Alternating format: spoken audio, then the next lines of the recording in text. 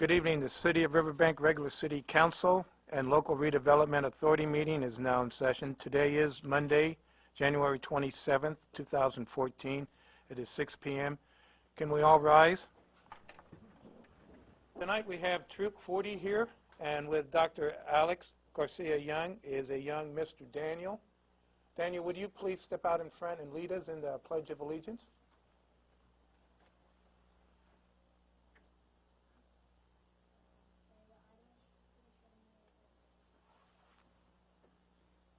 Pledge allegiance to the flag of the United States of America and to the republic for which it stands, one nation, under God, indivisible, with liberty and justice for all.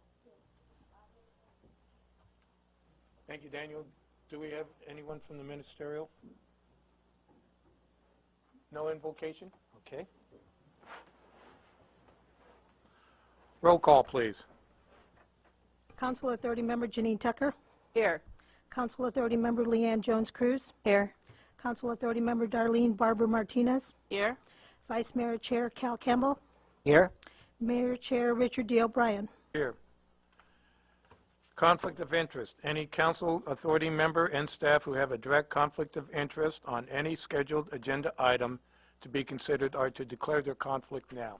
Are there any conflicts of interest? Seeing none, we're going to start with item 1.1, recognition of city employees for their longevity, dedication, and outstanding service. And City Manager, will you join me down at the podium, please?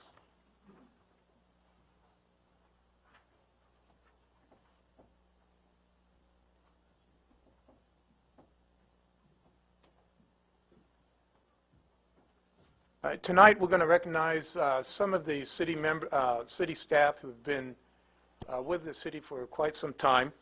But before I recognize their longevity, it's not only the longevity of the individuals, but the whole group of city employees have been doing an outstanding job. Since I've been on the council for the last 3 years, we have given them more and more and taken away from them. And they have been performing at a level that is superior to none. You guys have been doing a great job. Okay? And I truly appreciate all the efforts. Just for a little background for those of you who aren't the city employees or family members who know this, there has been no discussion on pay increases over the last 3 years. We have asked them to pick up a portion of their retirement equal to about 6% of their pay. And again, they are still performing, and not only performing well, but they have appeared to be still a very cordial and happy group. And I really do appreciate all of their efforts being here. So with that being said, let's do some recognition. First is Luann Bain, 15 years.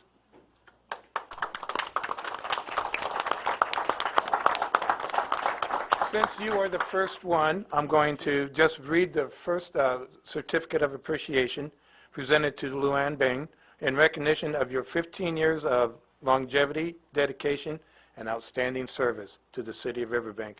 Given this day, this 27th day of January 2014, signed by myself and the City Council. So thank you very much. So you don't get to sit down, you have to stand over there. Alvaro Zamora.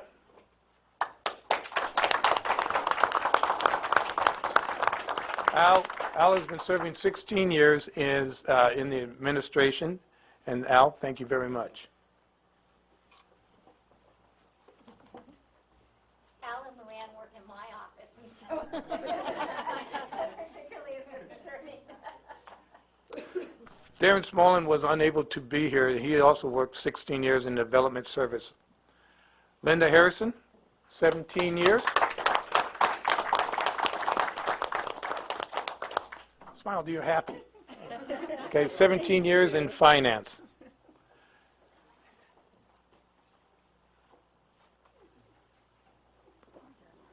Darren Martin, in 23 years, development services and public works. Thank you very much, sir. Thank you.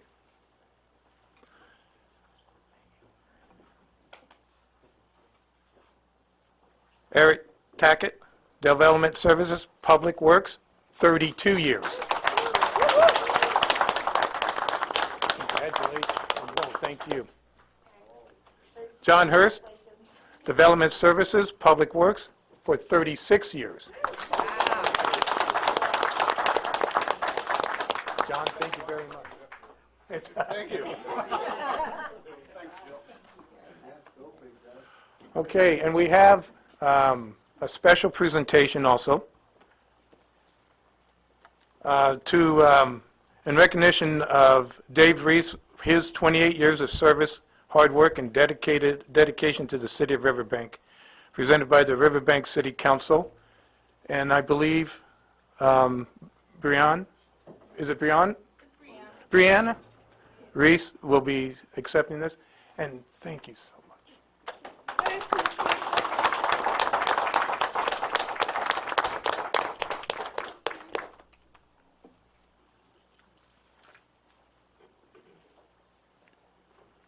All right, now what do we do, a group photo? Oh, I guess, this.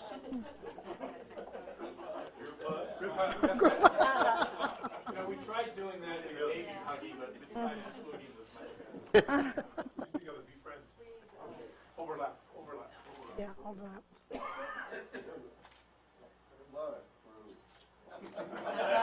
One of those strange people. And with your indulgence, Mayor, if I could just also publicly say thank you to this great group of people and memory of Dave. Just I work with Dave every day.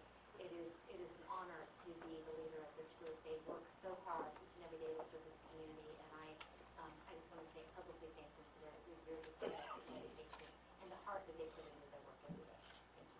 Thank you very much. Again, thank you.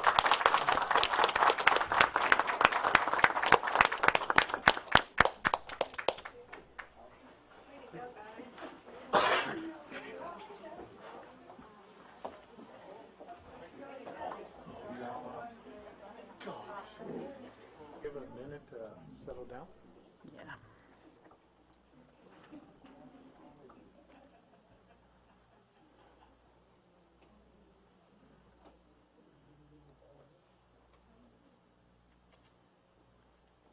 Item 1.2, presentation from the Army Corps of Engineers will not be given tonight. Item 2, public comment. At this time, members of the public may comment on any item not appearing on the agenda and within the subject matter jurisdiction of the City Council, LRA Board. Individual comments will be limited to a maximum of 5 minutes per person, and each person may speak once during this time. Time cannot be yielded to another person. Under state law, matters presented during the public comment period cannot be discussed or acted upon. For record purposes, state your name and city of residence. Please address the entire council and LRA board. Are there any public comments?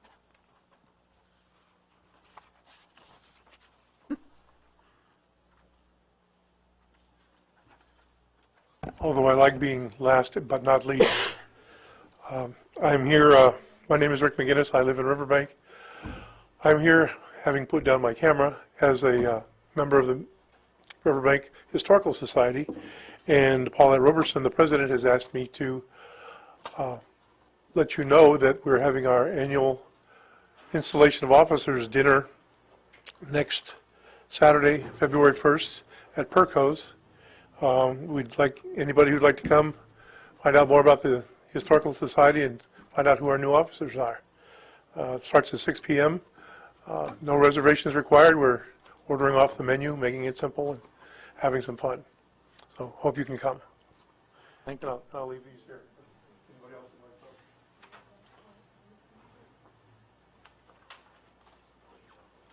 to? Are there any other further public comments?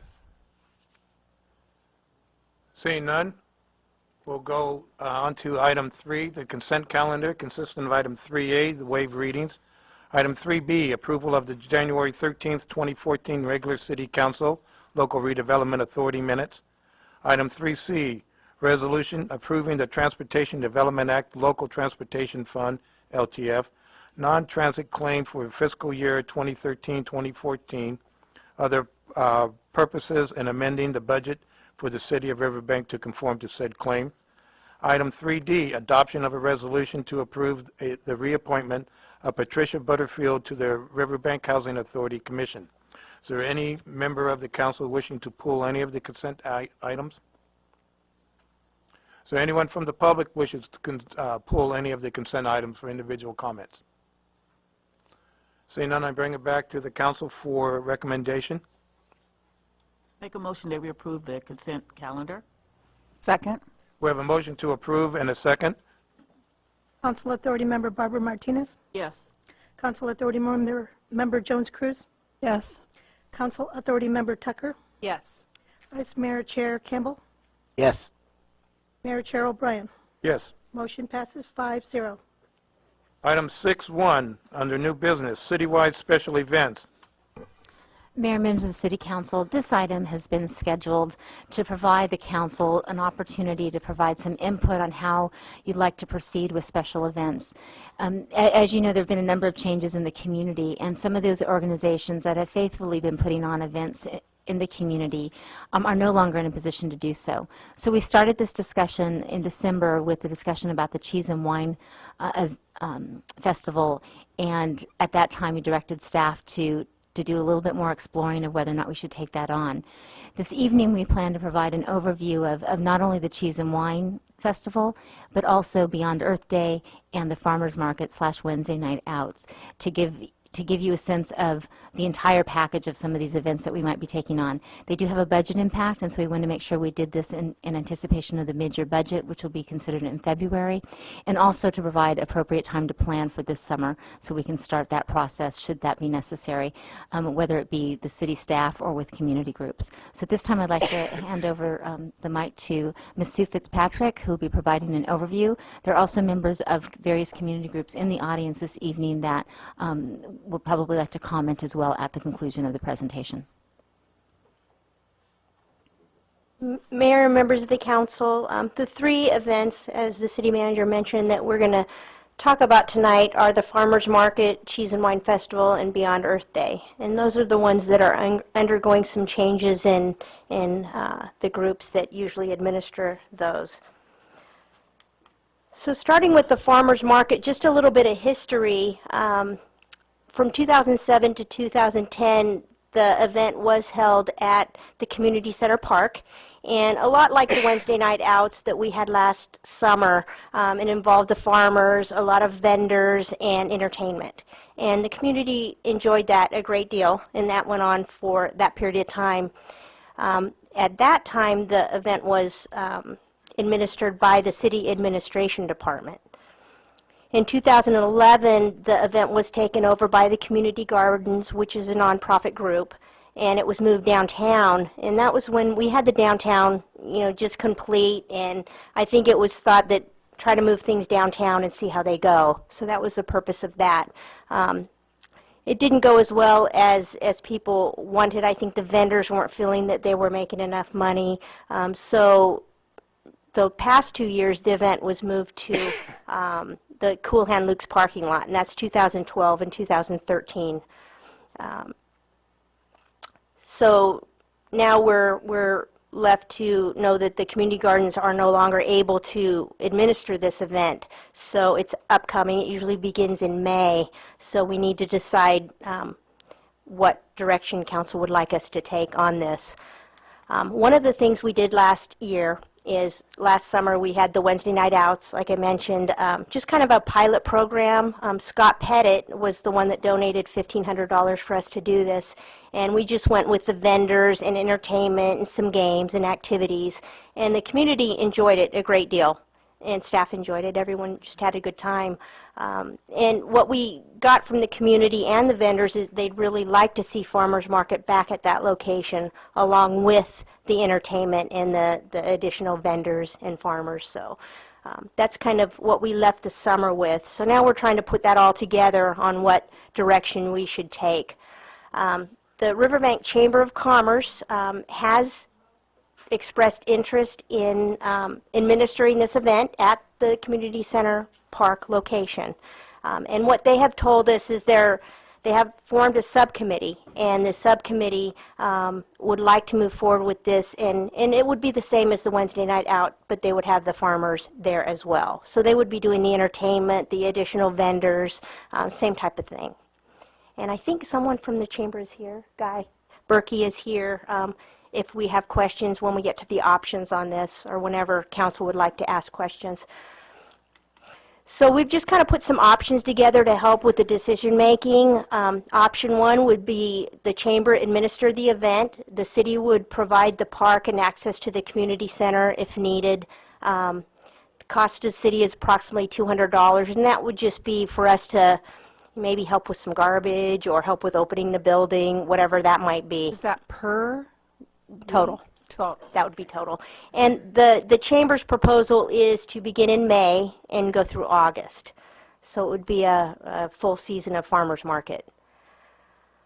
Option two, if the chamber does not move forward with the event, say something changes in the next few weeks or so, discontinue the farmers market. And just say, well, that's what we would do if that happened. Option number three is the City Parks and Recreation Department administer the Wednesday night out / farmers market.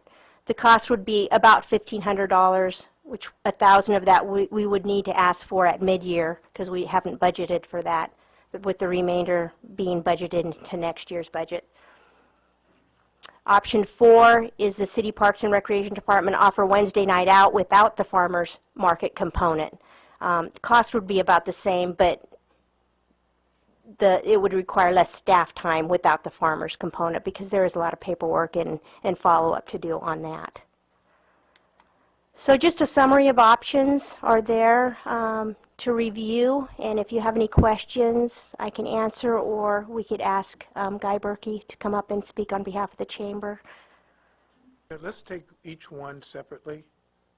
I think that'd be the best way of doing it, and then we'll get the calendar. Yeah. Does anyone have any questions on the first one, which is the farmers market? Now, this would be combining with the Wednesday night out, Yeah, it's all one, all one. whichever way we go. Unless we chose option four, which we would just go the easier route with the city just doing the Wednesday night out without the added responsibility of the farmers' documentation and all of that. I was just wondering if the chamber had any concerns at all. Do you have anything to add? Come up, Guy. Just come up to the...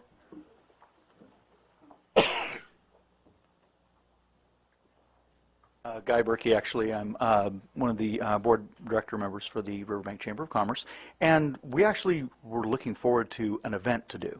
And this one came up, and combining it, and I was involved a little bit with getting the word out for the family night outs and things. And we have a lot of the chamber and myself have a lot of marketing. We're actually going into a lot more for the entire area. So we thought we'd be able to bring a little bit more into the park and bring a lot more families together and have something for families to do. So we do have a committee to work on it. I know I've already put my neck out on it, and so I'll be doing quite a bit of the part on there. We do have some great volunteers that'll be involved as well. We're already gearing up for it and just waiting to see if we're going to move forward as far as what the council decides on that. Budget-wise, we do have a budget to work with. Not a huge budget, but we do have a budget to work with. We already, with myself, I already do a lot of promotions with bands, so I'm trying to bring in some more bands and a lot more entertainment, possibly more, all family entertainment, and then possibly some more events afterwards, like besides the Wednesday night outs, adding some other things like possibly movies, different things, kind of build it all into it and just kind of make it a really fun Wednesday for the entire families to come out and enjoy. So. Did you guys have any questions for me?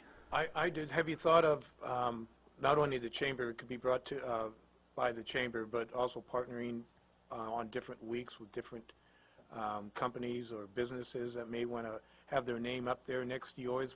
Yeah, You know, we are Mother working on Teresa sponsors. And your company could be there up on stage. Right. Well, we are working on, that's part of the funding we're using is actually sponsorship for different parts of it, not having their name on it. The only name would really be on there as far as the event would probably be with the chamber and with the city, being able to have that on there, but is actually a sponsorship on the posters that we'll be making and putting that up on there, and also banners at the park, putting them up and And make an announcement. Yeah. Brought to you.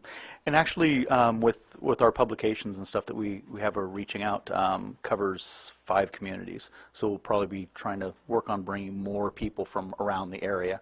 I know when it was downtown, I used to, not downtown, but at the park, used to go there quite often. Loved it. And the music was great. There was shade. And find more things for seniors to do as well, not just the young ones, but try and make it fun for the entire family. So. Has the chamber been in touch with the farmers at all? We doing any outreach there to get Doing a farmers little bit of outreach. We wanted, before we actually went forward wholeheartedly on it, we wanted to make sure we had council's approval. I have a little bit of feelers out there with the entertainment and farmers and other vendors, only ones that I know pretty close to say, we haven't got it yet, what do you think? And starting it earlier than some of the other farmers markets in the area is going to be a big plus, because a lot of them like that.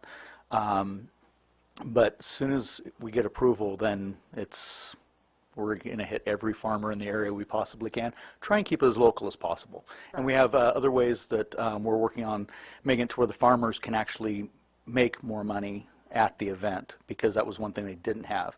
Partnering up with different groups for bringing in funds for them, so where they can actually spend those dollars at the event. So there's expanding more of what we have. I just wanted to make sure that we really, remember that this is a farmer's market, and we want to make sure we Farmers are the big portion of focus, it, yeah. focus on the farmers. And I like to go around and actually go with a microphone. I'll be talking to the different farmers and, bringing people over. And there's other things that several of the members in the chamber have looked at, is possibly having a cooking demonstration with fresh vegetables from those farmers. Just getting more involved with the farmers, going around seeing what they need, having more change available. There was a lot of things that farmers that we've learned from, because my wife and I are going to be involved with it as well, and we've done close to 450 events, so with concerts and different things. But that's one thing, is you've got to entertain the farmers and the participants, not just the people showing up, because you want them to come back as much and have a great time. So Sounds very exciting. I'm very interested. I like it. I also know that we will, since I'm part of the chamber too, that we will be connecting with the organizations such as WIC, the Seniors Nutrition Program, which they will give them food vouchers, and EBT. So we'll be able to have that too. And that was actually one thing with having Councilmember Martinez actually giving us some advice on there and putting that through was great, because those are things that I didn't even think of, and a lot of other farmers markets don't think of. And so that would increase the amount of money coming into those farmers, and thus increase more people coming and having a lot more fun and spending more money in downtown. So, any other questions? Thank you. Okay. So at this time, I would like to open it up to the public for any comments on the first section, which is the Chamber of Commerce taking over the farmers market.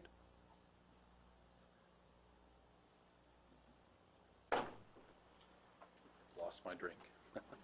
My name is Robert Guardiola, live here in Riverbank, longtime vendor, longtime participant in a lot of these events. I think the chamber would be a good idea for that. But I think it's more important, I just wanted to throw it out there that it's a good thing to keep going in the city. Creates excitement. As a new roadfront business owner, I'd be happy to support such a venture. So just wanted to throw that out, and it'd be a good thing to keep going. Very much. Any other public comment?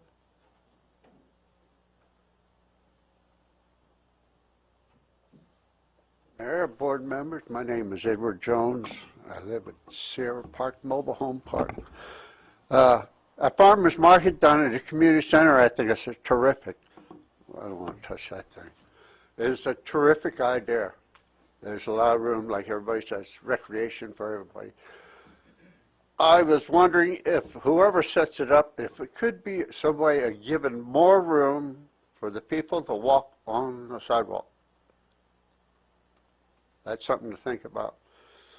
And I'll have to see him. I want to see about flowers. So that's all I have to say.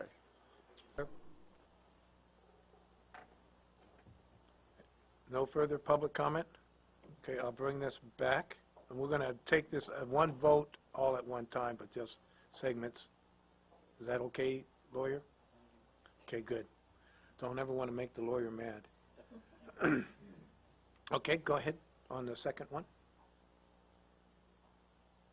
Okay, one thing just real quick that I want to add, the city would still be very involved in the farmers market. We'll have a booth, we'll have our mascots out there, we'll, enhance it too as best we can. And it's a real good venue to advertise our summer programs, so we'll definitely. Okay, the next one is the Cheese and Wine Festival. Cheese and Wine Festival has been in Riverbank for 37 years. It was ran for many, many years by the Chamber of Commerce until it was taken over in 2005 by the Riverbank Rotary Club. And they ran the festival for the past 8 years. And they have just notified us, I think we mentioned before the holidays, that they would no longer be able to administer the event. Oops. So again, with the Cheese and Wine Festival, we've just listed some options to kind of get us started in the discussion. Option one would be the City Parks and Recreation, along with the assistance of other city departments, administer the event. And I have met with Rotary, met with Chris Ellswick, who was the event coordinator for the event, and got a lot of input on their challenges and their financials and things like that. And then I met with the Rotary president as well. I'm not finished gathering all the information, but I have gotten a pretty good overview of the situation, what it would take to administer the event. This event, or this option, if the city was to take this on, would involve hiring an event coordinator. And that's what the Rotary did as well. They hired an event coordinator, which was Chris Ellswick, to oversee the event. So we would have to do that too. And that position would be paid for by the revenue brought in by the Cheese and Wine Festival. Option number two would be to publicize to local nonprofits and private organizations that this event is in need of a group to administer it. And that's what we talked about before the holidays. I was going to try to get a group together and talk with the nonprofits about this. We haven't gotten that far yet. So we could do that, and if no one steps forward, then we would discontinue the event and consider that perhaps it's time for a change. Some items to consider is planning and handling the logistics for this event requires a decision to be made probably no later than March 1st.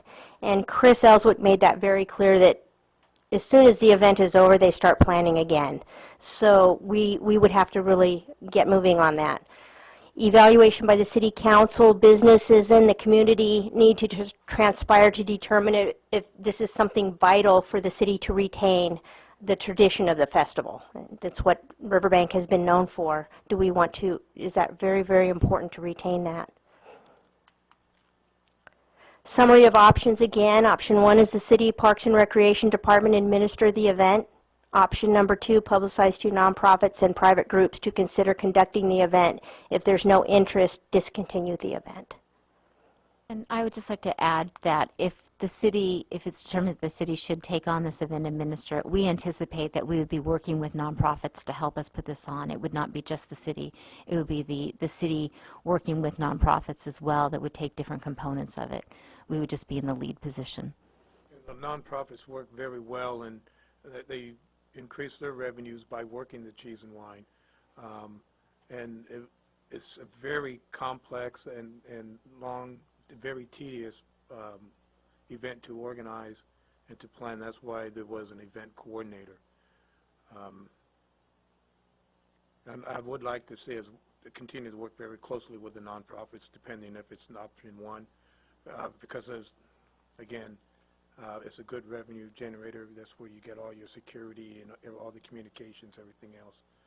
So, and that cuts down on the cost for the city. Correct. In looking at the financials, there were a lot of costs that went out for Rotary that we wouldn't have.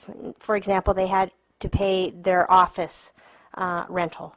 We wouldn't have that, and some of the other things. I don't think anyone from the Rotary Club was able to be here tonight. I don't see anyone here.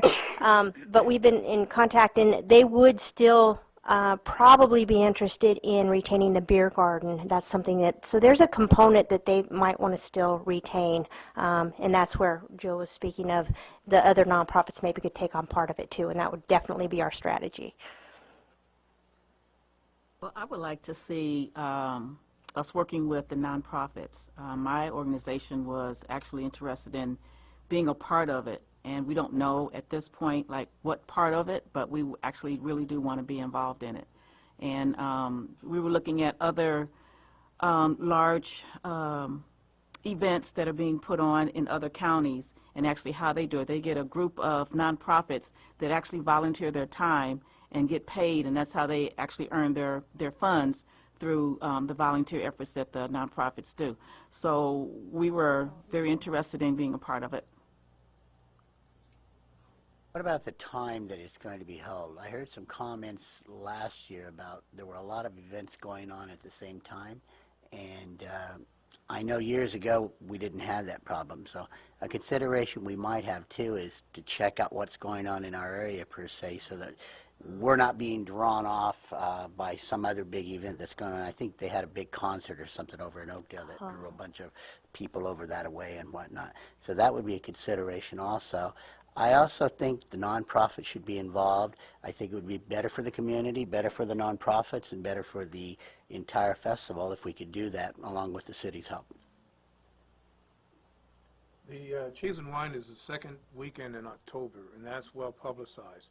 I think what we do is that we continue that and make sure that there is no, ask the other surrounding cities to be non-competitive. It was competitive not only for Riverbank, but for Oakdale, but also other nonprofits and their events, which have now changed their actions. I don't know about Oakdale. I agree as far as the timing in particular, because people do think of it every year as, oh, it's the second weekend in October. They just automatically know when it is, and I wouldn't want to lose traffic and attendees at the event by moving it to a different time frame. But we just have to publicize it well. Agreed. And it is a wonderful opportunity for the nonprofits in our community to make money so that they can put that money back into the community in the form of scholarships and the other things they do. It's really important source of revenue for our nonprofits, so that we should be mindful however we go to include that. Only downfall is that the Rotary doing the remake of other parts and parks, they're going to lose some of their revenue stream. But then that could go to the city. Yeah, because we did receive a lot of the benefits of the Rotary Club doing the Cheese and Wine and making a profit. A lot of that did come to us. Right. Thank you. Any further comments before I put it out to the public? Is there any public comment on the Cheese and Wine Festival? You can. Again, my name is Robert Guardiola, 4036 California Street here in Riverbank. Kind of the reason I'm here tonight is the wine and cheese. I've been associated with it, in it, vended at it, helped at it for almost 31 years. It's a very good event. Riverbank is well known for it. Like to see it continue for a lot of different reasons. For one, I make money on it. For two, it's a great thing for the community. For three, I'm pretty ingrained in the community now. And with the new business, I like to see as much traffic through Riverbank as possible. Couple things that are known and unknown about festival business. I've been in it most of my life. I travel all over the states doing it. I manage shows. I vend at them. I service equipment for this particular festival. All of the picnic benches, several other pieces of equipment, and 3 vendors come from my company.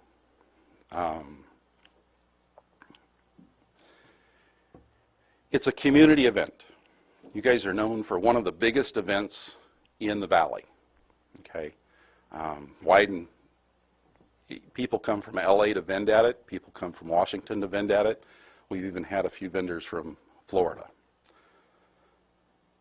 To discontinue it now, I don't think would do a service to the city, but I do think you need somebody in there right that can handle it, manage it, and move forward with it so that the city can make money, the vendors can make money, and the community can profit from the event that's there. I'd urge the city to keep the event intact, but I'd urge you to really seek the help of a qualified promoter with it, and to make sure it was well run. There's a couple things that can happen. I think your March date is way off. To start things, you're 2 months behind. Everybody's doing their calendars now. Radios are doing their calendars now. Buzz is already on the street that this may not go on. So you're at risk of taking a successful event and making it unsuccessful. So if you're thinking about moving forward, I'd kind of get the word out that you really are, because you could lose some valuable time and take a quality event and lessen it. As far as nonprofit groups, no festival survives without them. You have to involve the community, you have to bring out the nonprofit groups, and you have to have somebody that can work with them. One of the biggest downfalls, and I think the Rotary found out, is sometimes they don't have all of the equipment, the wherewithal, and what it takes to put on a festival. Times have changed since I first got into this business. We used to throw out a table, a crock pot for chili, a jar for lemonade, and we'd make money. Okay? It's not so anymore. You've got a lot of things that you've got to play in. You've got fire protection, you've got health protection, you've got your own city costs, and all of those have to be brought together in a manner that you guys can make money, the promoter can make money, the vendors can make money, and the community can have some fun. If you don't have somebody that can pull that together, you can create a catastrophe really quick. This festival's always been a great festival. From the chamber running it, we worked with some great people. From Rotary running it, they have some great people over there. And sorry to see that they're not able to continue that, but I think that if you guys do it right with the help of your community, I'd be willing to help you in any way I can. This could be a wonderful, successful festival and continue its long tradition of being the biggest, the best, the most sought-after festival. So any help that we can give, please give me a call. Thank you.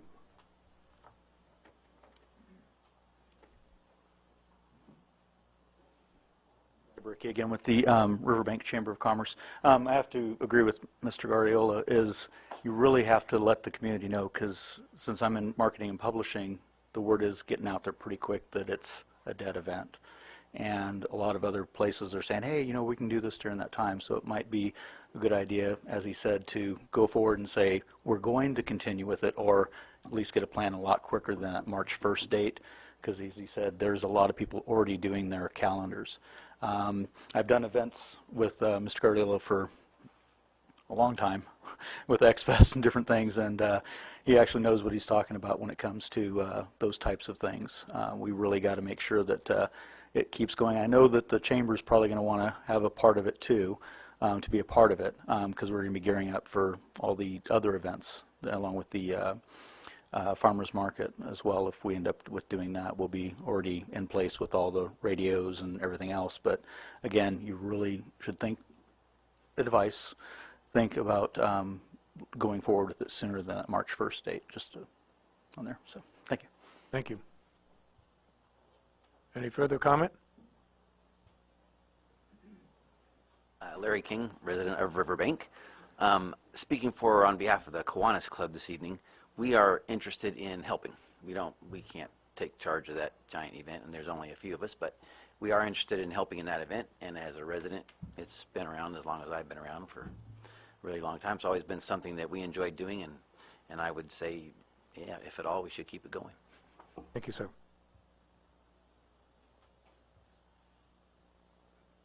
See no further public comment?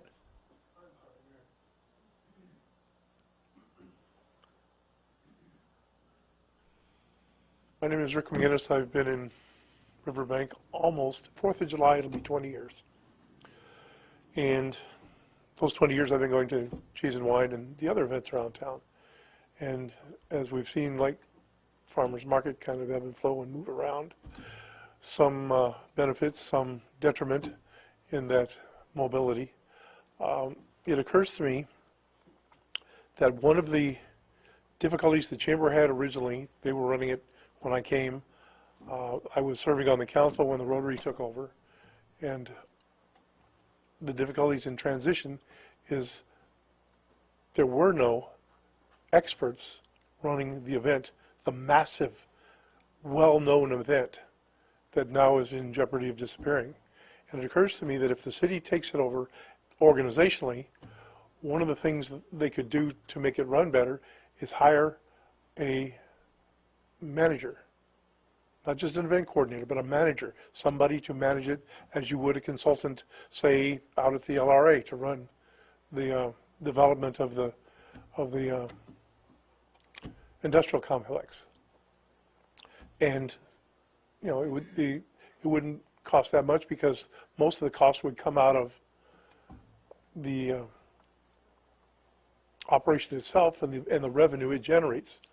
And if you were going to contract for that person, you would make it contingent that they would work with local organizations, as has happened in the past. So it seems like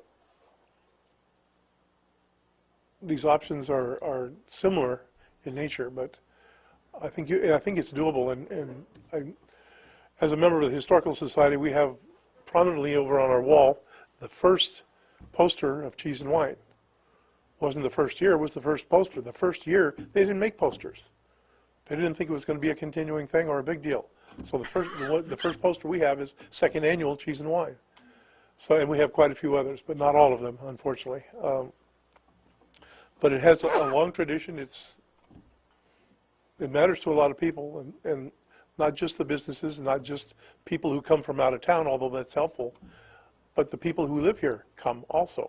And I think it's important to maintain. I think there's a couple of ways to do it. But as has been mentioned, time is of the essence. We're behind the curve on the schedule for this year. And catching up is going to be difficult first year. I think the Rotary discovered that when they took over. Thanks. Yep. Any further public comment? Seeing none, I'll bring it back.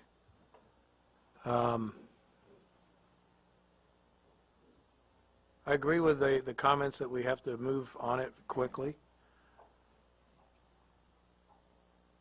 And I would consider hiring someone. Sue, you are great at organizing, and you could do a fantastic job with it. However, I think that you've already taken on maximum amount, so you would need help. We would definitely, and I could oversee that person, but we definitely absolutely. need to have that person on board. Delegate? Definitely. I haven't seen it, but yes, you can. Okay. All right, let's move on to Beyond Earth Day. Okay. Beyond Earth Day, the original purpose of Beyond Earth Day was to educate, empower, and inspire individuals in the communities of Riverbank, Oakdale, and beyond to become active and responsible environmental stewards. So Beyond Earth Day has been an annual event for the past 7 years. Between 2007 and 2010, the event was held at the Galaxy Theater, and it was administered again by the City Administration Department. In 2011 to 2013, the event was moved to Jacob Myers Park and administered by the Community Gardens, a nonprofit organization with some help from the Friends of Jacob Myers Park. The event had some major sponsors: MID, Jilton, START, Goodwill, OID, and PG&E. The Development Services Department and Parks and Recreation Department became more involved when the event was moved to the park, and we played just a minor role in the event operations, but the Community Gardens did most of the work. In fact, all of the work, really. And so again, we're informed that the Community Gardens is no longer able to administer this event. So the options for Beyond Earth Day, option 1 is continue the event on April 26th as Beyond Earth Day and have the City Parks and Recreation Department administer the event. Fund with the current account balance and sponsorships, and I think the account has $2,200 in it as of right now. Option number 2, change the event to Riverbank Riverfest, which is an idea that we've kind of been thinking about, to be held on April 26th, the same day. Retain a component of the environmental stewardship and expand to outdoor recreation along the river. Fund with the balance in Beyond Earth Day account or budget 2,000 at mid-year. Option 3, discontinue Beyond Earth Day unless a nonprofit group is willing to administer the event.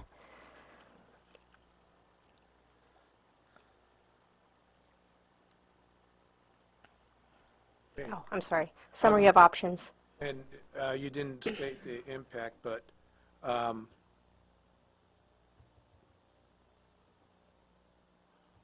I like the idea of putting river back into Riverbank.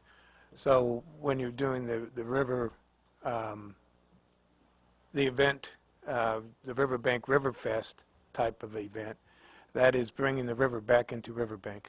A lot of people don't realize we have a river right alongside us, and so that would be an excellent way to display that. If the option 2 is taken,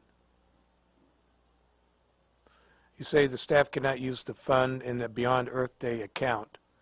Where would that Earth Day account go? That would be a question for Marcella, but what the idea we had is if we did retain the component of the environmental, maybe Then you that could would use be okay, and that Oh, would be okay, something we that's would not have what to I confirm. read from the staff report. I'm sorry, I Yeah. misread that. And if that wasn't agreed upon, then we would need to budget for the event. But it's a good option to combine both and keep it going. Correct. And what I've discovered in my research is over the years, when the event started at the Galaxy Theater, it was very much into the environmental end of things and the recycling and reusing and things, and it veered over to the last couple years. There's been multiple vendors, the duck race, different things that have kind of expanded. And that's where we thought, well, maybe we can keep a component of that, but then expand that into some outdoor recreation experiences and fun things and just kind of do something a little bit different. And at that point, too, you could also do water safety, which... Correct. Because in that May 2 years ago, we lost an individual in the river. And Mayor and Council, one is, in discussion of expanding on it, it's really just building on the good work that Community Gardens did and that has been done in the past. And in some ways, the idea of moving beyond to possibly doing the Riverbank Riverfest is really a testimony to the success of the work that's been done over the course of the last decade. As people, this has become more and more a part of their lives. It's not something special anymore. It really is a normal part of the routine. I would like to add that there would probably also be a need for volunteers and nonprofit groups to participate even if the city took the lead in Beyond Earth Day or the Riverbank Riverfest. Again, the nonprofit groups really are a critical component of any type of community event. It would just be the city would be taking the lead, and it would just clarify where the control and the authority. Okay. It also helps with insurance purposes. It has to be in control. Yes. Question? Yes, I'd just like to say that I'm working with the Lower Stanislaus Rivers Trail Group, and that's the cities of Oakdale, Knights Ferry, Riverbank, and Ripon. And we have a big vision that'll probably take years to achieve, but our river is something that a lot of towns, as the mayor said, don't have. We need to promote the river not only as an environmental facility, but as a recreational facility. That brings more people to your community when they see that there's recreation there. Jacob Myers Park is one of the nicest parks on the entire stretch of the rivers. when I went on a tour several weeks ago with the mayor and several other representatives from other cities, the representatives from the other cities were just in awe at what had been accomplished at Jacob Myers Park. We have access to launch kayaks, small boats, get to the fishing, things of that nature, and swimming. Those are all good things that attract people, and as the mayor said, it brings the river back to Riverbank. I also think it's important to keep the environmental focus in there, as was stated from the Riverbank Gardens, because that adds another whole phase to everything. I think the two can be combined, and if handled correctly, could be the beginning of something that may even grow and help us with some other long-term goals that we have. And I do believe also we need to involve the nonprofits in this also. And it could be a whole different type of fest, or mutate into that eventually over years, but something that we can be as proud of eventually as the wine and cheese that would put us, on the map in another way. And one last thing too, before I forget it, our nonprofit groups are very good in this town. So I'm going to pass this out to the public. They need more people to join them. Part of our problem is some of the people have been in these nonprofits for a long time, and they're not getting new people to come in. And they're just getting too old to do it by themselves. So take a look at yourselves. If you know some younger people that are interested in some things we've talked about tonight, encourage them to join some of our nonprofits. Thank you. Okay. I'm going to open it to the public. I'll just put that back so you can look at that. Okay, for the Beyond Earth Day, open it up to the public for comment. Larry King, resident of Riverbank. I'm here again speaking for the Kiwanis, and we became involved in the Beyond Earth Day just after the last Beyond Earth Day. So Jacob Myers Park, the community gardens, and we became the third component that was going to help administer it this year. But then things changed, and now I'm not in the know as to why the other groups have decided that they can't come forward and administer it, but the Kiwanis Club is interested in taking an active part, a lead position, if that's something that you want to continue with. I don't have any budget information, or I thought it was a fairly self-supporting project from what I had talked to Dottie. So, I'm just a representative for the club this evening, so I don't know what a budget would be involved in it. But if you want to continue it as the Beyond Earth Day, we're interested in doing that. But if you want to go another direction with the River Fest, we'd be glad to participate in that as well. So the club's available. We're looking for an event to get involved with, and if we can get involved, just let us know. We're there. Okay, Thank you, sir.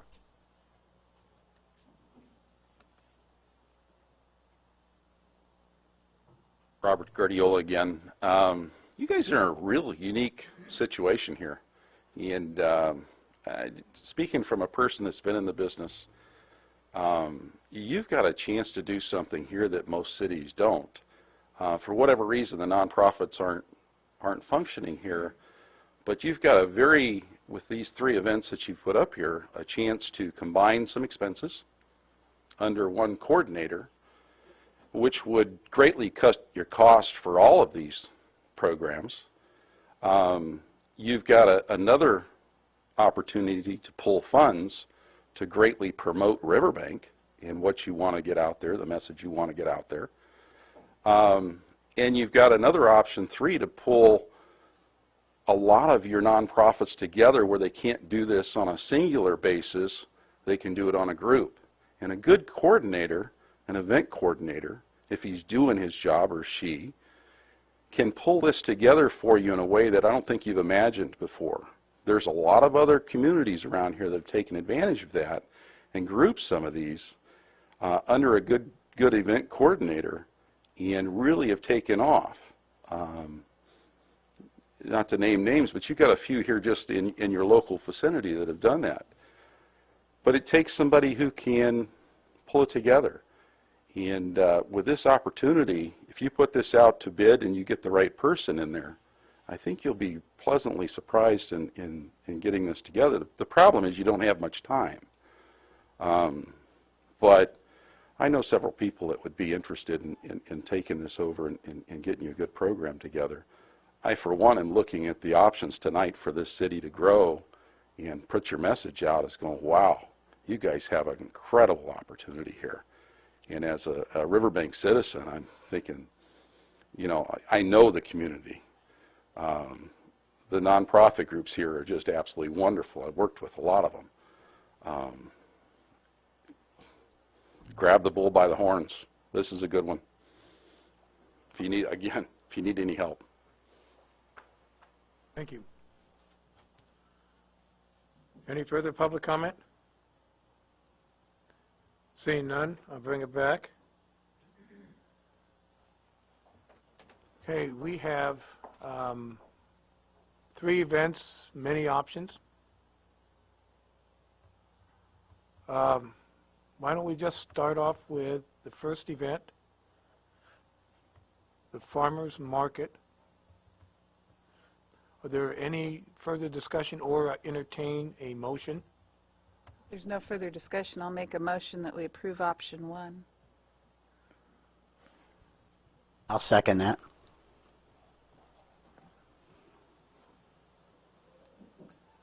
Councilmember Barbara Martinez? Let's see, I want to make sure just not option 1. It's encourage the Chamber of Commerce to administer the event is the option that we're considering. Go. Yeah. Councilmember Barbara Martinez? Yes. Councilmember Jones Cruz? I'm sorry. I'm new here, and I'm going to pull the new card. Can you read what I want to hear what we're actually voting. I want to know what I'm voting on first. Okay, Which under option the where option I'm for the lost council it? consideration, option 1 is to encourage the Chamber of Commerce to administer okay. the event. The city would assist as needed by providing the park, the community center facility, and assist with cleanup. The cost to the city would be approximately $200. Got it. That's what I wanted. Thank you. Thank you for the clarification. Yes. Councilmember Tucker? Yes. Vice Mayor Chair Campbell? Yes. Mayor Chair O'Brien? Yes. Motion passes 5-0. With the Cheese and Wine Festival, there are 2 options to consider. The first one, the City of Riverbank Park and Recreation, along with the assistance of other city department development services, administer the event. This would require hiring an event coordinator with experience operating large festivals. The main additional cost would be existing full-time staff and reviewing past financials once all expenses are paid, including the event coordinator wages. It would be approximately $8,000 in revenue over expenses. This varies from year to year. Option 2, publicize to local nonprofits and private organizations that this event is in need of a group to administer. If no one steps forward, discontinue the event and consider that perhaps it's time for a change. Do I have a motion for option 1 or option 2? I'd like to make a motion that we approve option 1 with the understanding, as all the comments that we heard this evening, that we would put it out to the nonprofits to participate as they have done, but the city would just take a lead on the event, as our city manager indicated. And Mayor and Council, if I could just clarify for the public, we know we're talking about a part-time position here, or some sort of contract basis. I just want to make sure the public knew that this was not a full-time position that we were talking about, and it would be funded primarily from the event revenues. Right. May I say something? Could we look at what was suggested by the gentleman out there in the audience that spoke to us about possibly getting someone that maybe could manage all 3 of them to see if there was any savings money in that, or is that an impossibility? That is something probably we would have to talk at a further time. Right now, we have the options that are in front of us, but that has been discussed in the past, but we'll have to do that separately. And I second the motion on option 1. Okay, we have a motion for the cheese and wine, option 1, and we have a second. Councilmember Barbara Martinez? Yes. Councilmember Jones Cruz? Yes. Councilmember Tucker? Yes. Vice Mayor Campbell? Yes. Mayor O'Brien? Yes. Motion passes 5-0. Beyond Earth Day. On Earth Day, there are 3 options. The first one is to continue the event on April 26 as Beyond Earth Day with the city's Park and Recreation and Development Service departments taking the lead in administering the event. Nonprofit groups will be encouraged to assist and be involved. Full cost staff time for meeting preparation, part-time staff for the day of the event. The balance of $2,242 in Beyond Earth Day account can then be used for expenses. Sponsorship will also be secured. The second one, change the event to Riverbank Riverfest to be held at Jacob Myers Park on April 26th. Retain the component of booths pertaining to the environmental stewardship to allow the use of Beyond Earth Day account balance. Expand the event to outdoor recreational experiences along Stanislaus River, developing a fun day at the park. Costs would include existing full-time staff for meetings and preparation, part-time staff for day of the event. If staff cannot use the fund Beyond Earth Day, the account $2,000 would be need to be included in the mid-year budget to cover overall cost for the new program. Nonprofits groups will be encouraged to participate. Option 3, discontinue Beyond Earth Day. Do I have a motion for any of the 3 options? Yes, I would like to make a motion for option number 2. Second. We have a motion to approve option number 2 for Beyond Earth Day. Councilmember Barbara Martinez. Yes. Councilmember Jones Cruz. Yes. Councilmember Tucker. Yes. Vice Mayor Campbell. Yes. Mayor O'Brien. Yes. Motion passes 5-0. I want to thank the staff in that explanation and also the reports. Yeah, thank you. Council. Continue on, item 6.2, new business.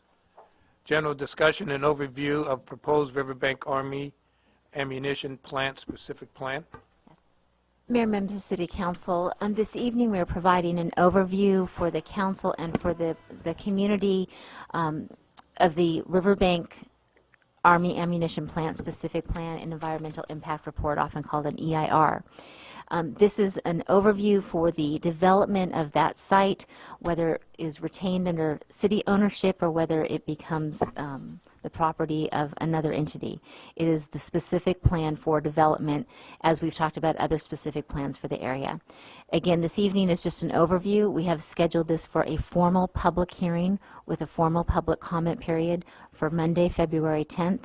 And tonight is just a chance to let people know that this is coming before the council. This is a big, relatively complex subject, and we want people to have an opportunity to go back and look at the documents, to get them online, to review them at hard copy at the library or at City Hall. Also, to call staff if there's any questions about this. So while we always are available to the City Council for any questions, we want to know that we're also available to the community if they have any questions on this project. Mr. John Anderson, who is our contract consulting community development director, has been taking the lead on this since his time here. Debbie Olson, who is the executive director for the Local Redevelopment Authority, which oversees the former Army ammunition plant, also called the Riverbank Industrial Complex, is also here to address questions relating to the operation of the facility. So at this time, I'd like to hand it over to Mr. John Anderson. Mr. Mayor, members of the council, John Anderson, Community Development Director, City of Riverbank since about August of last year. This project is a project that was served up to me pretty hot. It's obviously an item that the City of Riverbank through the LRA has been working on for a number of years. I've told a number of different administrative changes have happened since we're making this presentation to you tonight. This is a planning document. City Manager clearly illustrated to you what it is we're doing.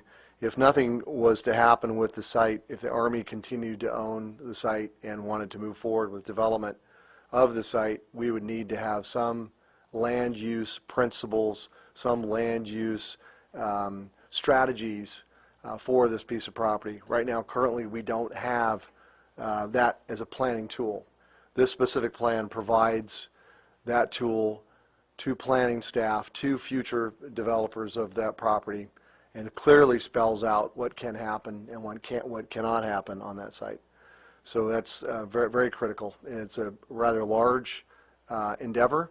I know the city has spent a lot of time and money, resources, financial resources on this effort. There is a specific plan and EIR, two rather large documents that I think that you've had a chance to take a look at. I know you've got them. They were delivered to you.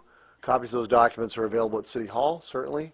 They're available in the Community Development Department, and they're also available at the library. So I encourage, and they're also available online, both the city's website and also the LRA website. So I would suggest anybody that's interested in this project or in the process to either contact us directly for additional information, or certainly look at the documents that are available to the general public for review and consideration.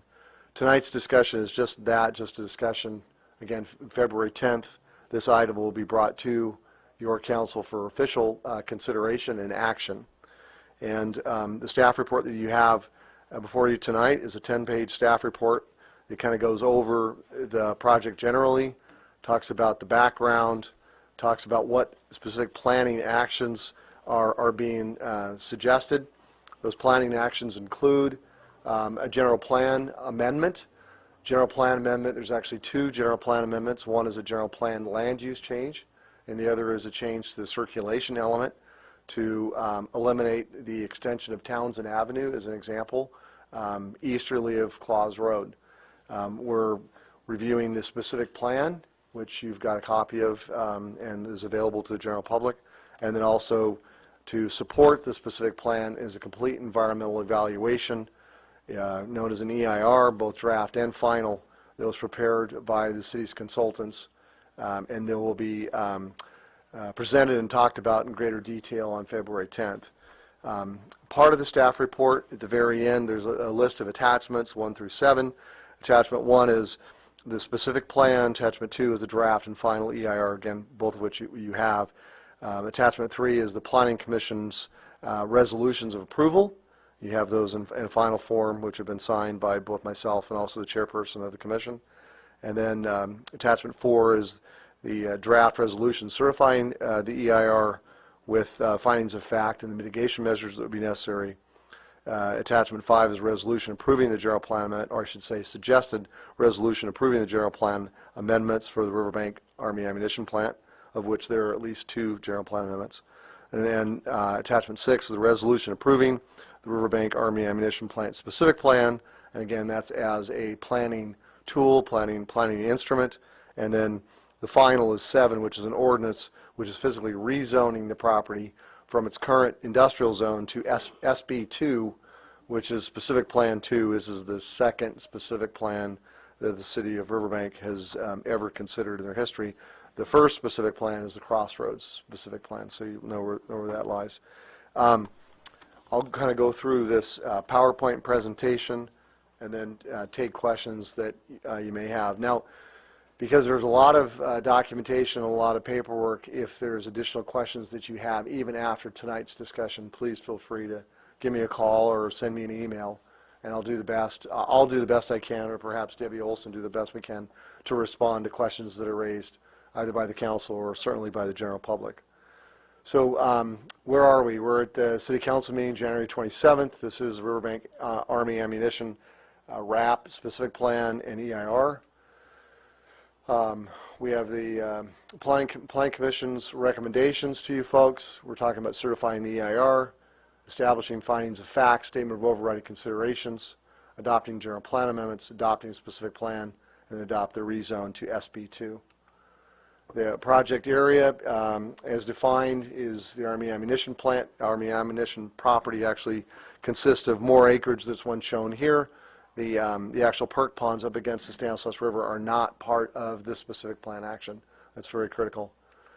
It creates, the specific plan creates a plan for the northeast corner of Claus and Clarabelle. It's approximately 146 acre plan area.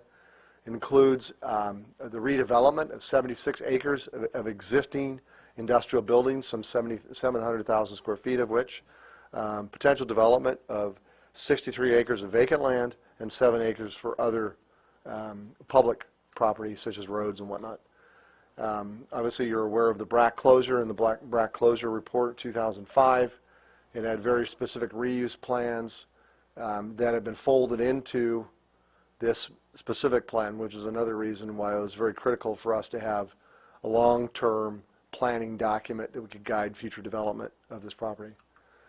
Existing zoning and general plan, a little hard to read. The property is basically has been zoned and designated for light industrial use.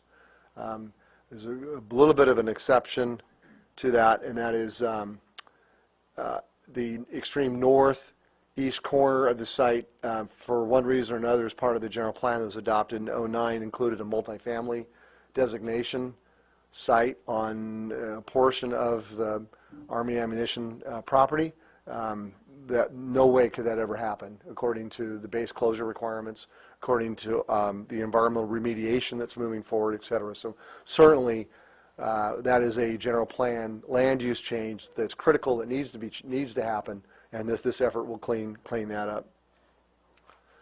Proposed land uses, RAP 1, RAP 2, you'll see a lot of reference to RAP 1 and RAP 2. RAP 1 is the new industrial, RAP 2 is existing, so it's existing Army ammunition plant, which was talked about, the 700,000 square feet of existing space that Debbie and her associates are working diligently to make sure that we have long-term leases on. We've got retail opportunities. That's another significant change, I think, to the plan.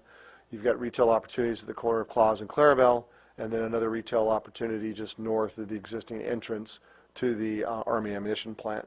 And then, of course, with the Hetch Hetchy, we're proposing nothing more than just set that aside for open space, which is pretty consistent with the existing general plan as well. Proposed general plan land use designations, again, is consistent with that the zoning districts we just gave you, and that is industrial business park, which doesn't have a color, so it's basically the entire site. You have community commercial in these two locations, and then the Hetch Hetchy right-of-way is open space, green belt. So CEQA, for every project, and this is definitely a project, we are required to go through a complete CEQA analysis, and in this case it was determined that an EIR would be required. EIR was processed, publicized, public comments provided, and commented on through the final impact report. The EIR had technical review and reports. Those were all created, those were all of record and have been available for public review.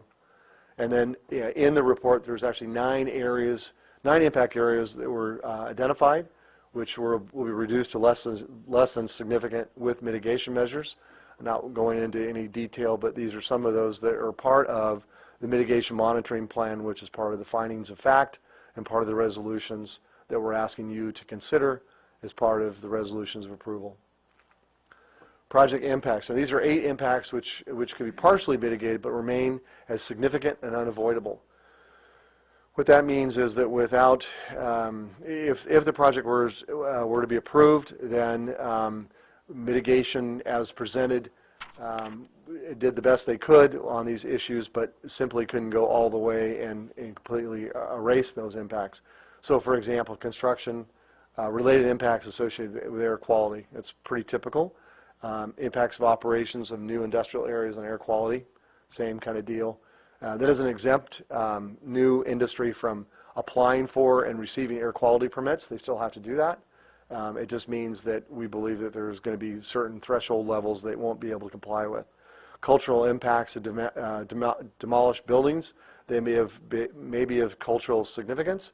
You may or may not be aware that anything over 50 years of age, I guess that's me, we are historical. So, because of that, we have to make that type of finding, that if we intend to demolish a structure, of which there is a structure I'm aware of, it's a brick structure, that the intent is to demolish it and potentially to reuse the bricks in monumentation and whatnot within the project. So we wanted to indicate that that is definitely one of those unavoidable impacts. Impacts the intersection of Clarabelle and Claus, impacts the intersection of Clarabelle and Oakdale, and so on and so forth. So these are all discussed, contemplated, and well documented in the environmental document. Do you have a question you're going to say, Jill? Okay, keep going. Scope of comments, the draft EIR generally goes over those issues: air quality, hazardous materials, hydrology, water quality, utilities and service systems, etc. CEQA alternatives is real typical. Project as proposed, no project alternative reduced density alternative, and reconfiguration of site plan alternatives.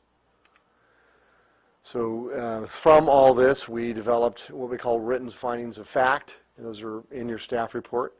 And they give you the legal justifications to approve the specific plan with the findings as presented. And then, of course, statement of overriding considerations. As part of any EIR environmental process, there is an ongoing long-term commitment, not only financially but administratively, to monitor and to manage any of the mitigation measures that are part of the EIR. So that'll be my job, primarily, the planning department, community development department, working with others to make sure that the commitments that are made in that mitigation monitoring plan are adhered to through the life of this project. General plan consistencies, any project, including a specific plan, has to be found in conformance with the adopted general plan. So you'll see a lot of statements in the staff report, in the findings of fact, that relate this plan back to the general plan and the consistencies. So it's extremely important that that take place. City of Riverbank vision statement, small town character. This is very much a part of an economic exercise in providing jobs for this community of Riverbank. So a vital aspect of providing a live-work environment is also providing an opportunity for new jobs. So that's what this project is. And providing a wide range of employment opportunities. And of course, balancing the needs of housing with those jobs. So in the general plan, it talks about commercial industrial development, contribute to the health, welfare, and vitality of the community. And it talks about specific plans will aid in development of subject property to meet this goal. So again, more conformance with the general plan statements that are there. General plan community character.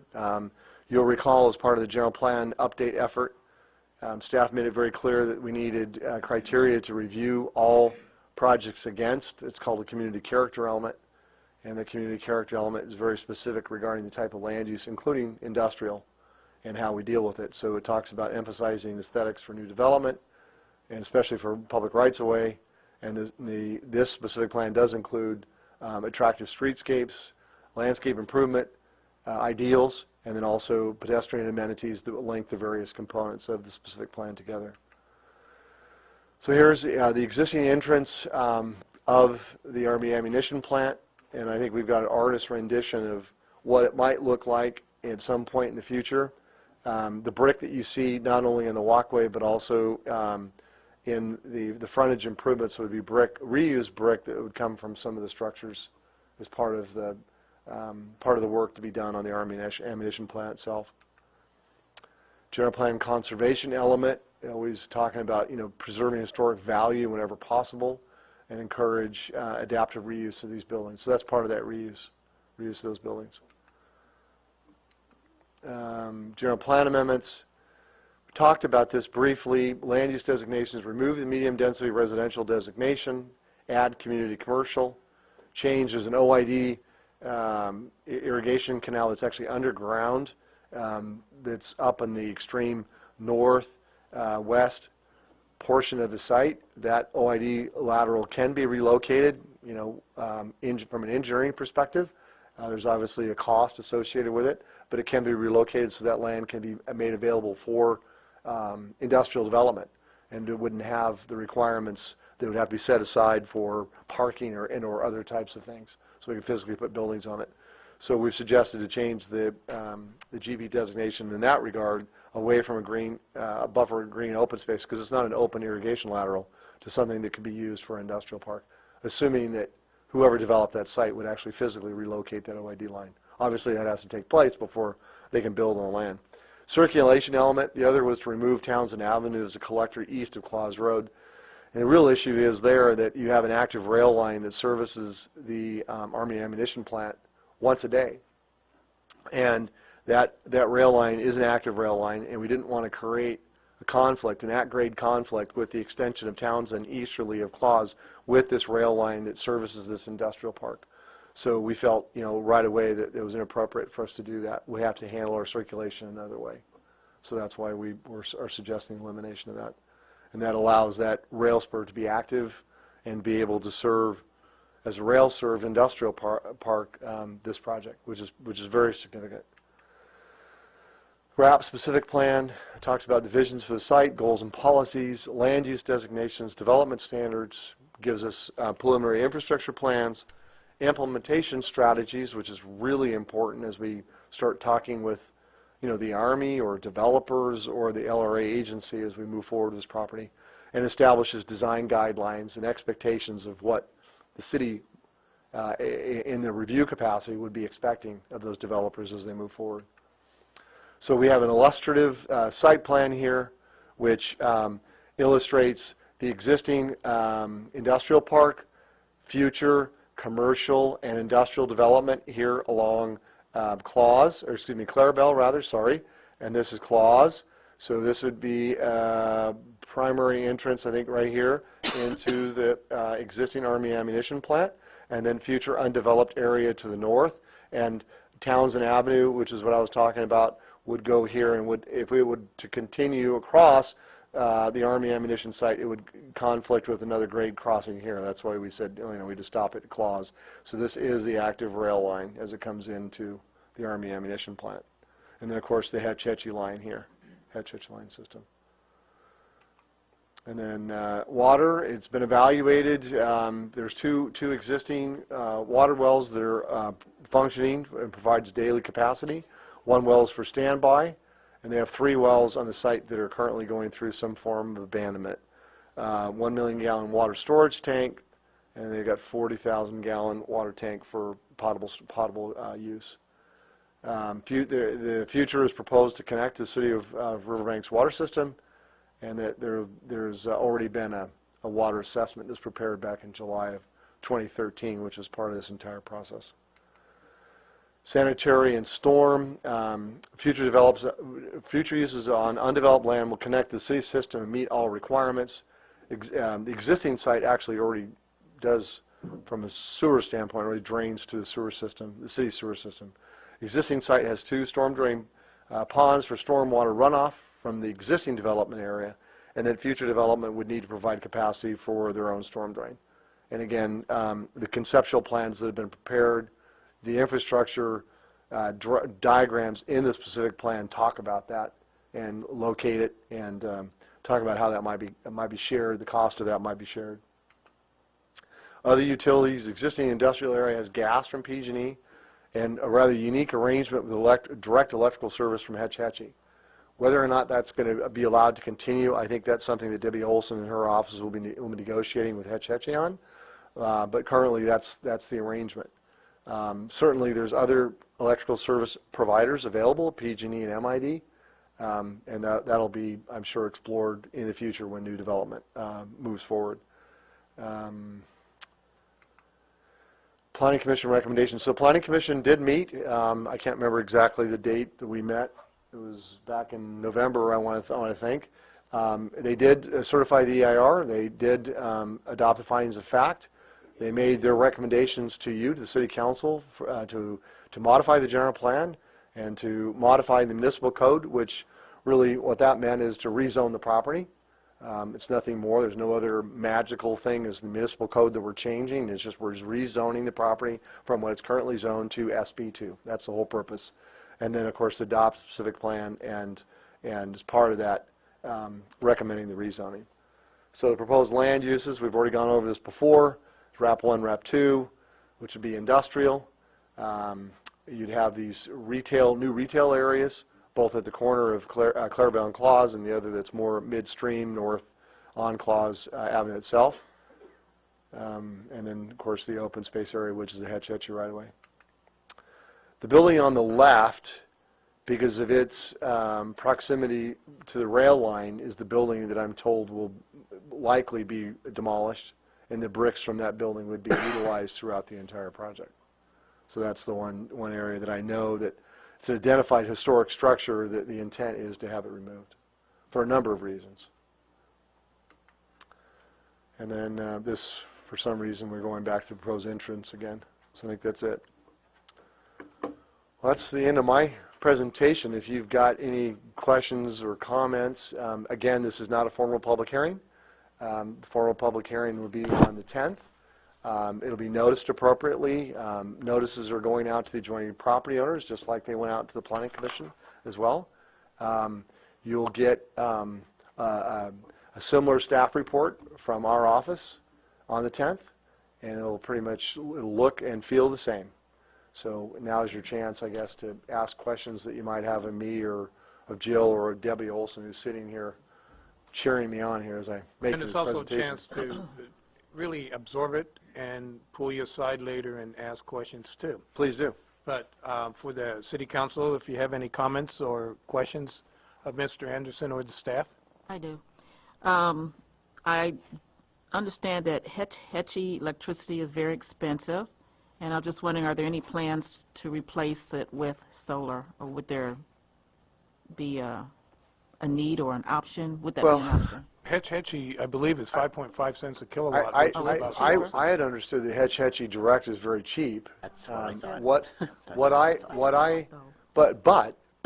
What I had understood, and looking at all the documents that were presented to me, is that the infrastructure, let me back up, the electrical infrastructure that the Army has on the site now is old and out of date. And to update that infrastructure, the electrical infrastructure, the transformers and whatnot, is extremely expensive. So that will be a cost component that the LRA, the Army, future developer, whoever it is that develops this site, is going to have to consider. And as part of that, may be considering bringing in another utility to provide electrical power to them. I don't know if, for example, if Hetchy will enter into an agreement for service with anybody else other than the Army. I don't know the answer to that, and I think it's something that still needs to be discussed. There are certainly options for the creation of a solar farm or that type of electrical generation use in the plan itself. So if a developer comes in and says, hey, we want to set aside 5 acres of this site for a solar farm, it's talked about in the document. So we know what size solar farm would it need to be in order to provide power to the whole facility? Well, or I do we mean, not know that yet? the reality is this project is geared to define possible land uses on vacant, underutilized properties. And if the decision is made that a portion of these properties needs to be converted to a solar field, then that's certainly a consideration that the LRA will look at, right? And that the planning document that I'm talking about, this specific plan, will consider as part of a development proposal. As if it was a building, same process. I had a question. My question was on the water, about the 3 wells that are being abandoned. What was the reason for abandoning those 3? I'm going to refer that one to Debbie. The 3 wells that are being abandoned are being done by the Army. They're being abandoned because they're not being used. They're not being utilized. Some time ago, one of them, I think, was closed down. Probably it wasn't needed for operation, or potentially it was too expensive to keep the maintenance up on. But they're being abandoned because they aren't needed.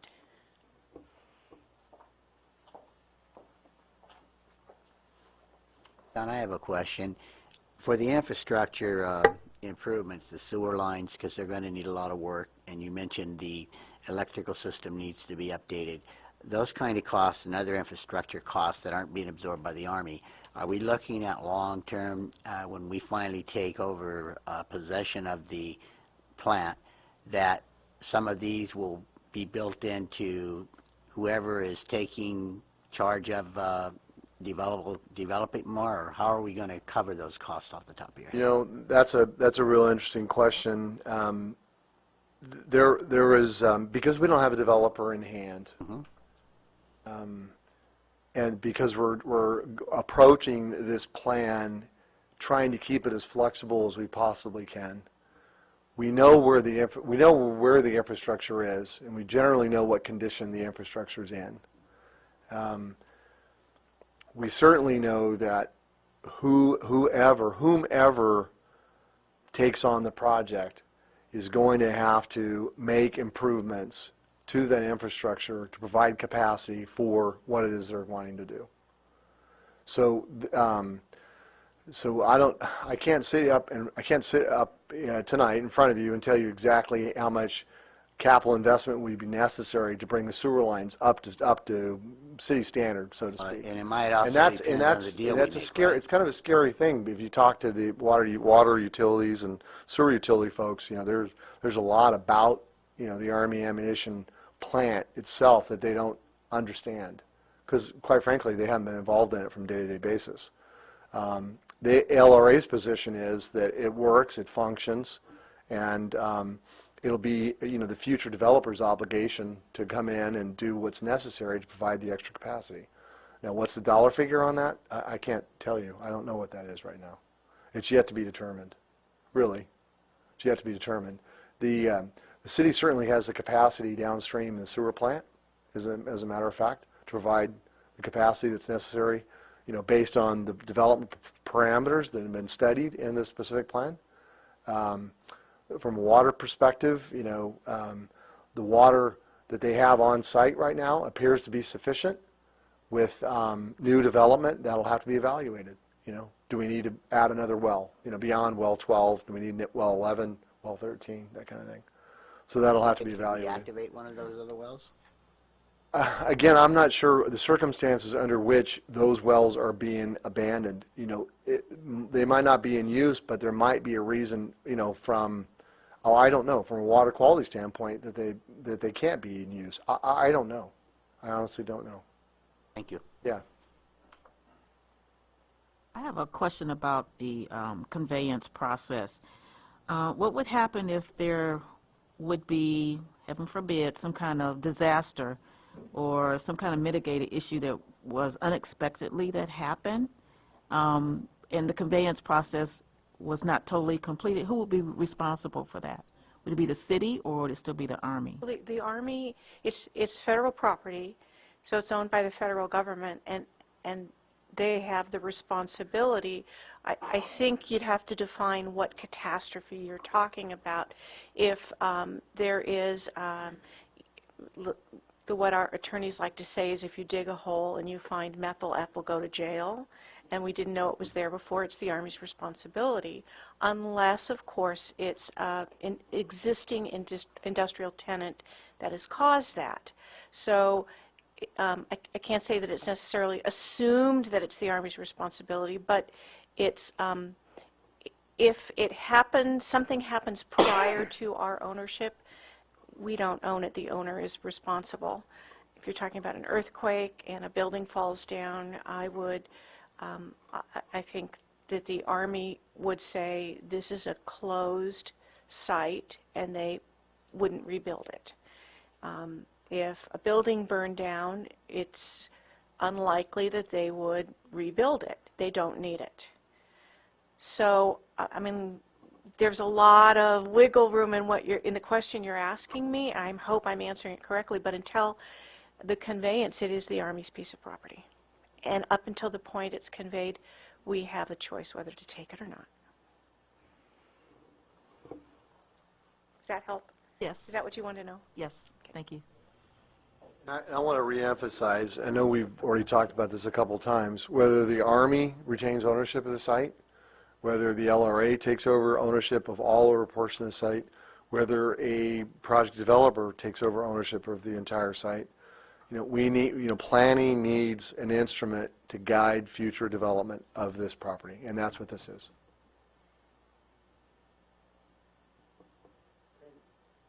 This is a public hearing, and I'm offering public comment. This is on the specific item of 6.2.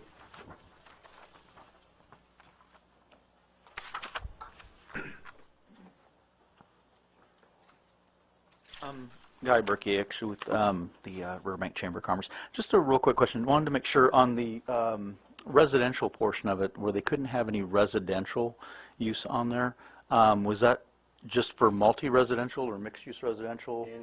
any residential whatsoever, so any type of hotels or anything else couldn't be built on the property? Okay, that was just my question. Any further public comment? Okay, bring this back to the council. We look forward to having this discussion again on February 10th.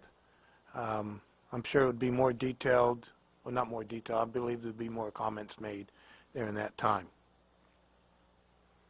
Okay, to move on to item 6.3, update on the process of determining the need for a change from at-large to district elections. Mayor and members of the City Council, per the direction that was given to staff, the city did conduct an RFP for proposals to do the analytical data collection and analysis needed to determine whether or not the city needs to move forward with with district elections changing from our current at-large system. So that request for proposal period ended on Friday, and we did receive one submittal from a very reputable firm that has done a lot of work for other cities in the area. And so we will be reviewing this proposal in further detail and working to bring a detailed proposal to the City Council on February 10th, and we anticipate that we'll be recommending approval of that. The proposal as it was submitted provides a variety of options and levels of work, so we are not committed to a large scope of work at the current time. We can take it in phases to determine whether each layer is sufficient to make the decision. So if the first layer of data, which is the cheapest to get to, if that is sufficient to make the decision, we can keep it there. Or if we need to do additional data for additional costs, we can move on. But it will give us some flexibility as we move forward and take the data as it comes. So I did want to let you know that that is moving forward and that we will be coming before you with a recommendation. The staff comment question period of the company ends when? That's done. Actually, that is all complete. The proposal period ended on Friday. Right, So but completely isn't done. there a period afterwards that you have questions, comments, and Yes, there is, and that ends February 4th. February 4th? Thank you. I think I read that. I'm sorry. That would be from the proposer. Yes. It makes it simpler with only one proposer. So we would anticipate that that should go quickly, and we'll, again, come before you. And I'd like to thank Annabelle for taking this project on and running this project as our city clerk. Any questions? Are there any public comments on item 6.3? Bring it back, and we look forward to February 10th. I believe that'll be a short meeting with a midterm review. Okay. One might be optimistic. Item 7, staff comments, 7.1. Yes, actually, Mayor, thank you for that good segue. I did want to let the public know, just in terms of planning for what future items were.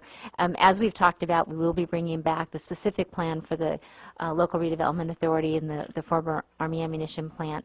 And in March, we will be talking more about the conveyance and digging into some of the other issues related to that site. So if for those who are interested in this site, the next couple of meetings should be very interesting. But again, I anticipate significant discussions at both the meetings in March because the Army does want to move forward, and we want to make sure that they have everything that they need from the city of Riverbank.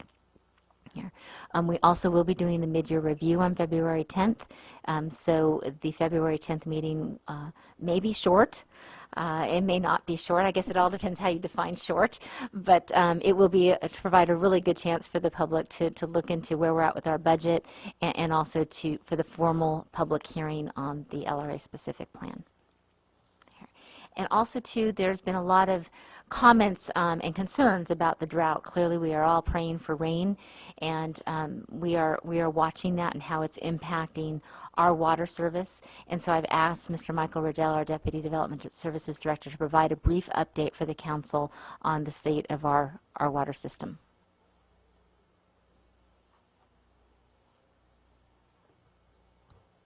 Good evening, Mayor, Vice Mayor, council members. As the city manager has alluded to, we've all been reading the papers, and we also seen that the state of California and our governor has declared a state of emergency and wants us to conserve water more than we currently already are, asking us to reduce by 20%. Currently, we actually, our water staff just finished sounding our wells, which means that we basically measure depth at a static level, we measure depth at a drawdown, and then we measure the time it takes for that well to recover. This gives us a good indication of what kind of shape our wells are in and where our water level is currently at. I can stand here and tell you right now, we are not having any issues. Our wells are doing fine. Our water quality in our wells is good to excellent, depending on location. And if we take a look at the historical data, we do see some drawdown. For instance, in 1998, 8th Street well was sitting at 62 feet, almost 63 foot. That was its static level. Now it's at 78 feet. So since 98 and 2014, which we just did this last week when we finished it up, we have seen that drawdown. Is that excessive? No. Considering the amount of drawdown a lot of cities are seeing in their wells, I think it has a lot to do with the fact that, as the mayor alluded to, we sit right here on this river. It's a major water conduit for us. It always has water there, so there, in fact, there's always groundwater going into the ground. That makes it much better for us. Our well depths basically are set at 2 ideal levels. Typically, our well depths run from 400 to 600 feet, an average about 425. Most of our wells are designed to draft at 2 different points. We do that for water quality. We also do that so that we're not pulling the surface water in or the higher level in, because it tends to have more contaminants in it. So our wells are set ideally for drafting at that point. So as we currently sit, we are in great shape. We do not have any issues either mechanically or with our current water quality. So I know that sounds rather optimistic. Now, will we be that way when we get to the end of the summer or the fall if we haven't seen much rain? The issue will change. I don't know how much it will change, but we will certainly be watching it on a monthly basis as we go through the summer. We've already got plans set up to sound our wells basically on a monthly, unless, of course, we get another March miracle or something like that, or somebody figures out a good rain dance. So other than that, I've got nothing negative to report on it.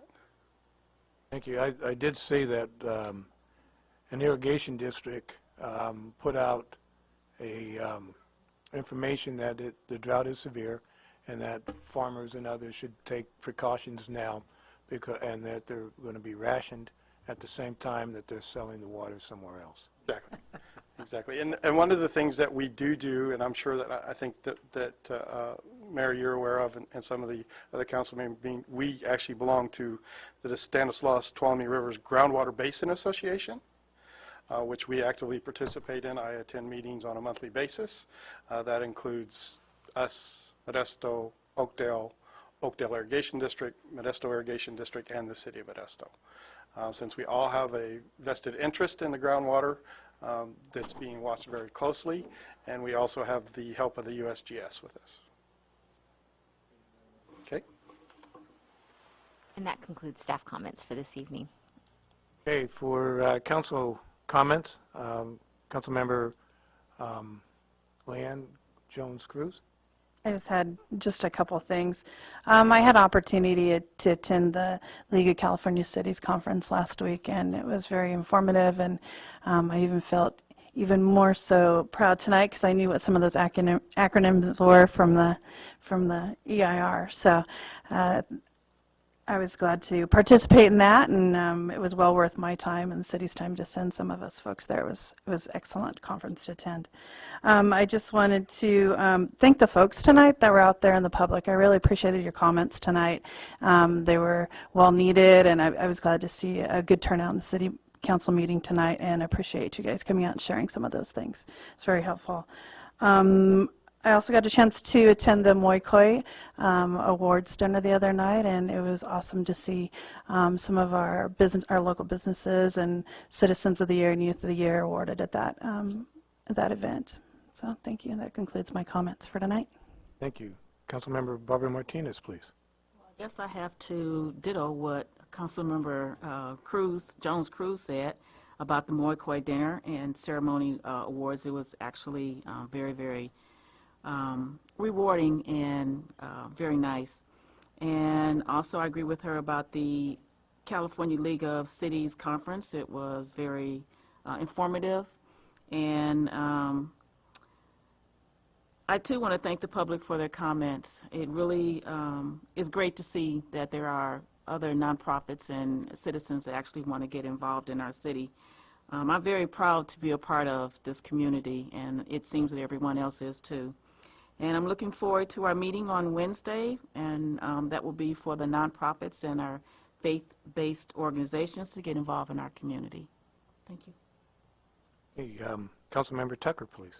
I just wanted to thank and appreciate our wonderful employees again this evening that received their longevity and service awards. I think that was a wonderful thing to recognize them publicly before a city council meeting, and I think that they deserve another round of applause for all their hard work and dedication over the past few years, especially during this budget crisis when we haven't been able to see them have, the COLAs that they've obviously deserve through all their hard work. So say thank you. And I just wanted to encourage everyone, I'm glad we were talking about water this evening, water conservation. I know we've been talking about it at home and the fact that we personally can do a lot better job in conserving water at home and figuring out additional ways to do that. So I'm going to encourage everybody, even though the picture looks good right now, I think the wise course is certainly to conserve as much water as we can. So that concludes my comments.